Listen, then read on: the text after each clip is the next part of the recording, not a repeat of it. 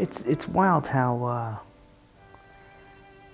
adversity, it's not a tragedy, but how it brings people together, friends and family.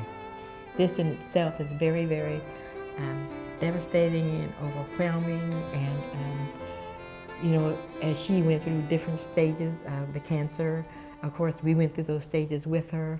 We cried together, even when you start losing your hair and everything like that. That was the day that was major. But we cried together that day when we thought about it, but and what was happening. But as each stage progressed, we would have those bad days, but we had the bad days together. Right. And I think that was important too. And then she would come out of them. And so then there would be good days. And then, like I said, when we had the bad days, we realized the bad days, but we always felt, the bad days they're gonna get better.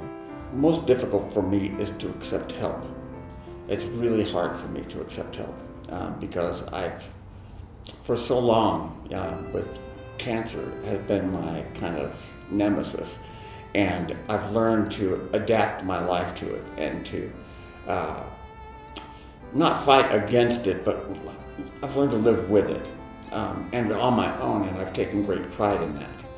But when it involves somebody, sometimes. oh no, I know I do. but when it occurs to somebody, it's strange to be on the other side of the table. It really is.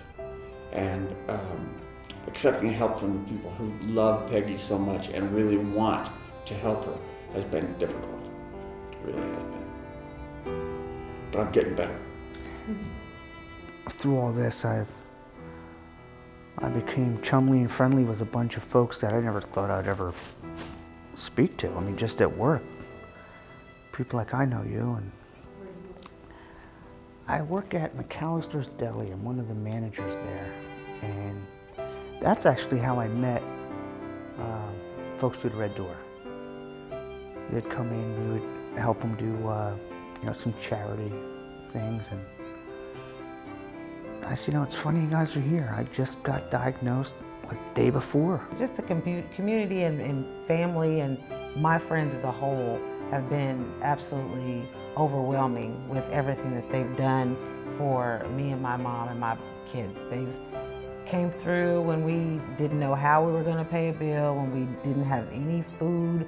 They came through. My friends set up certain funds for me, and they set up a page that, it's just specifically for household stuff and things that we need. It's just, the support is overwhelming. If you don't have the support of family and your friends, I know there's a lot of women that have gone through this that haven't had anybody, and I couldn't imagine going through this alone by myself without, some kind of support system. A lot of folks around here, like I'll be working and like, I read about you, we're praying for you, just in passing, like, that's great, thanks. No big whoop-de-doos, no big hoopla, just, we got you. I'm like, that's huge, that's great.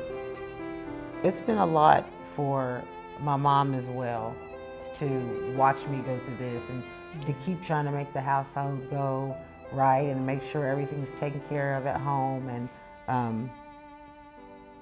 she's awesome. She's like super mom, really.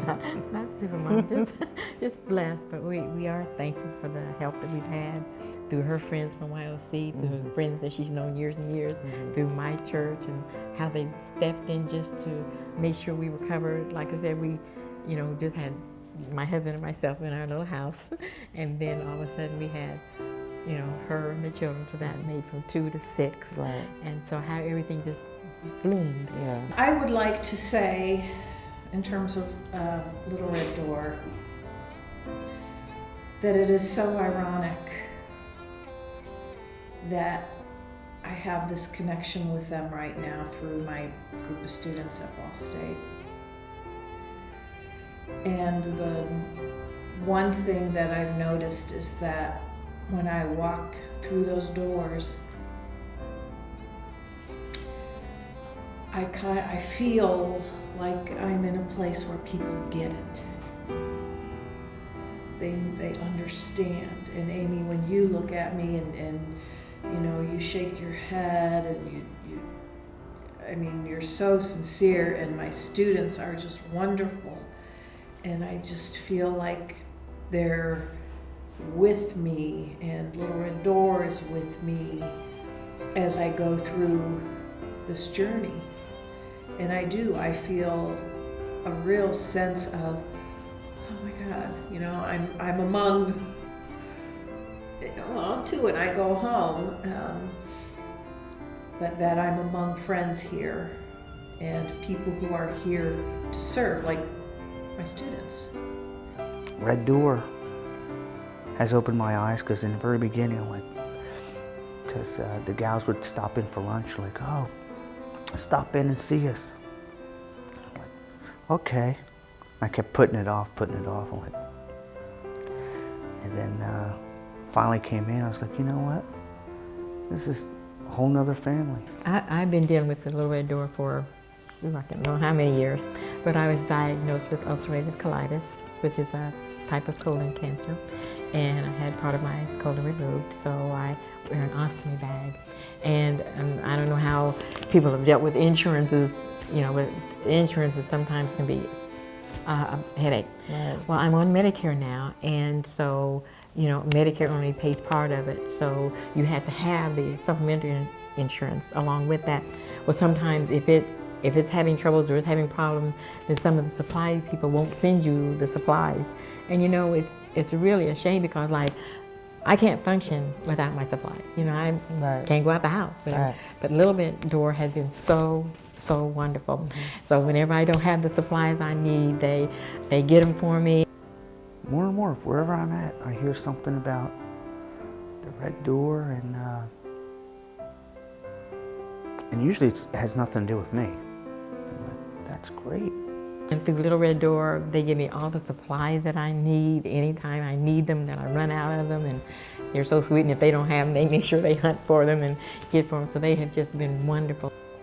You guys have touched a lot of lives, helped a lot. I mean, I'm brand new to all this, of course, but I could see it. You know, just watching the folks walk in the door and leave, like, you just tell they're relaxed. Wigs, hats, scarves, everything like that Little Red Door does. And their support. They're nice. You know what? Sometimes when you're in a position that you need help from somebody, some agencies, you know, I mean, there are some agencies, they just kind of feel like, you know, I mean, that you're less of a person. You know what I'm saying? But that's never happened with Little Red Door. Not one time. They always treat you like, you know, like you're theirs. Mm-hmm. And, oh goodness, sorry. Like you're theirs. And there's never any, they've just been wonderful. I love them all. And every time I've been here, they've just been family. You know? I definitely would not have been able to get a mammogram if it hadn't been for Little Red Door. So you guys, you have been great. The support that, and it's not that the people weren't supportive, but they just didn't know. Yeah. Whereas you know what's coming, and you know how to help and what people will need. And that's huge. That's huge. So thank you.